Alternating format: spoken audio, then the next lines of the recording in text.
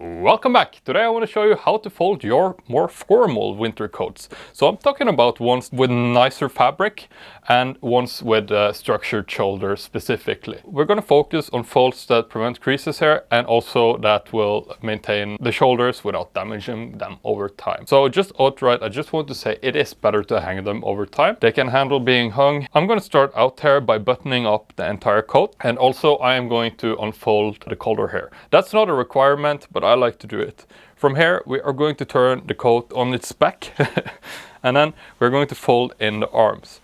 So for this fold, what I want to do is fold it in on both sides so that it's gonna meet here in the middle. Generally I don't like them to overlap for this fold.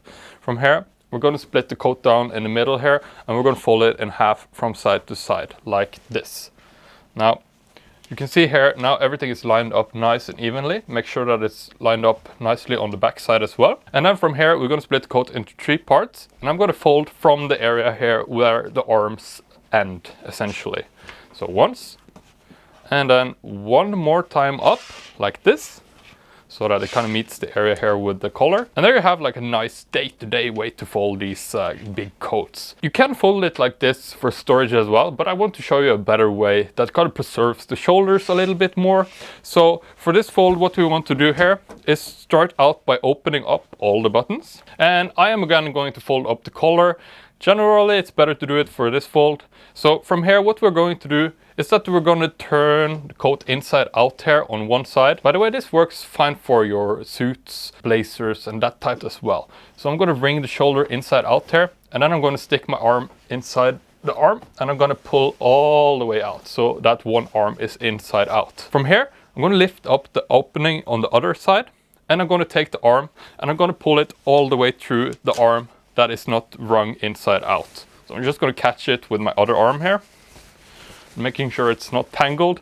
Just going to pull it all the way through here like this. And what you will see here now is that this shoulder is going to line up perfectly with the other shoulder like this. So this will add a lot of support here in the shoulder area for storage. So you want to do the same with the rest of the coat here. Make sure it's lined up all the way down here.